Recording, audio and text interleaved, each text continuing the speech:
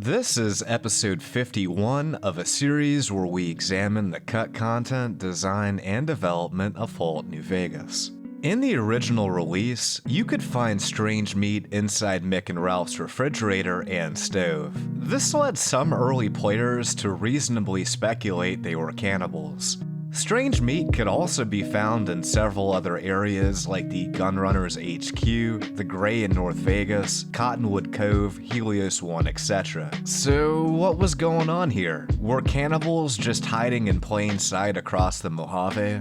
No, what happened here is actually much more mundane. The refrigerators and stoves found in these areas are actually the exact same containers from Fallout 3's Andale, a town populated by cannibals. Reusing these ovens and refrigerators wasn't an issue, but the same item list were used, which always spawned strange meat. An environmental artist just overlooked this, and the containers were later patched to use a list of non-cannibal food. This is a pretty entertaining, little-known artifact from FNV's development.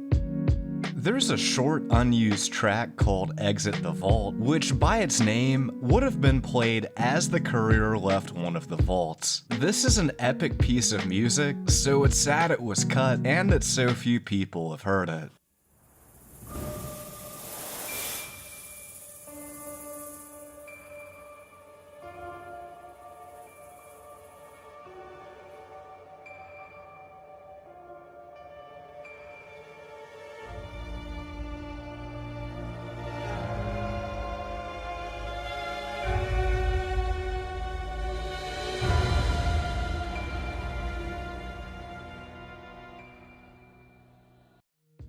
In the original release, a Legion soldier could be found at the location Southern Nevada Wind Farm, but he was later disabled by a patch. When he was in the game, the poor guy was almost immediately killed by the cazadors who spawned nearby.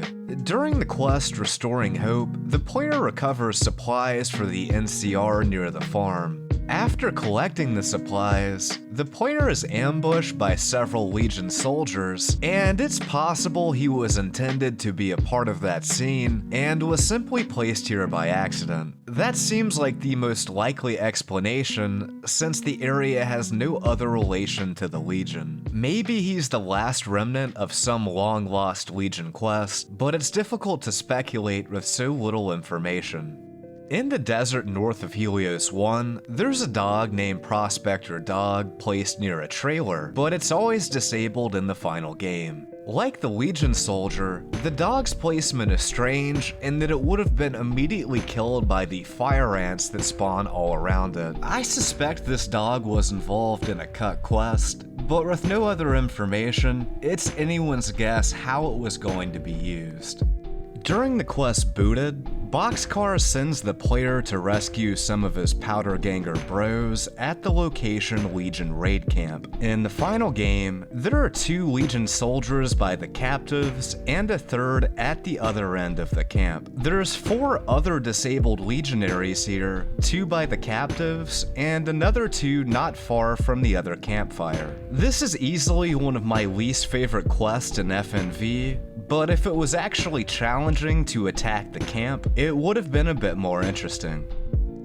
A unique addiction effect was created for the Rebound chem, but it remains unused in the game files. It was intended to reduce intelligence by 2 and charisma by 1. Rebound addiction was later set to have the same effect as Jet addiction, which reduces intelligence and charisma by 1.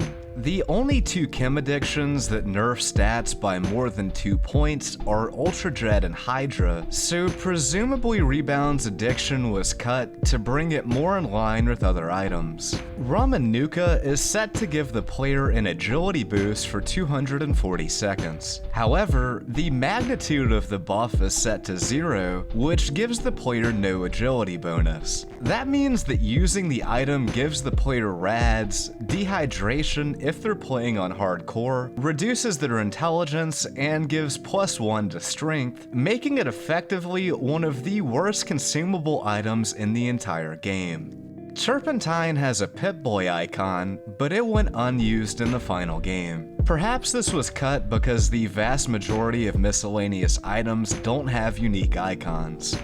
In the room adjacent to Vault 34's reactor, there were once 2 ghouls in an inaccessible area behind this window. The player would see them, enter the reactor room, and as they neared this terminal, they'd walk into a trigger. This causes a glass-breaking sound to be played, and the 2 ghouls behind the window were then disabled. 2 entirely different ghouls were then spawned outside the room, making it look as if they had busted through the glass to attack the player. This was one of the best moments in Vault 34, and easily one of the scariest moments in the core game. Unfortunately, companions could cause the ghouls in the inaccessible room to clip through the wall and ruin the scene, so those 2 were later patched out. The rest of the ambush still plays out in the final game, with the glass breaking and the 2 ghouls attacking the player, but without the ghouls in the inaccessible room, the foreshadowing of this scene is completely lost.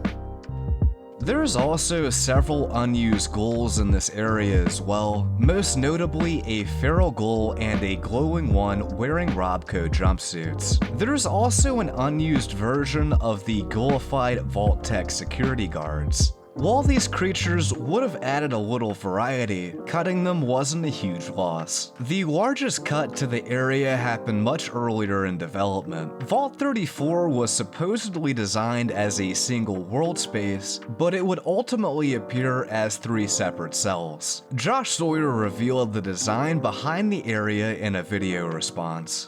Sydney Wolfram and I worked out, and I know a lot of people will hate us for this, but suck it up. We wanted it to be like the Glow, in a sense that the Glow was an area that you had constant low-level radiation, and a constant sense of unease being in the place. In some ways, I wanted it to be kind of confusing. You learn in Vault 3 and New Vegas to rely heavily on your compass to tell you where enemies are, and Vault 34 kinda screws that up.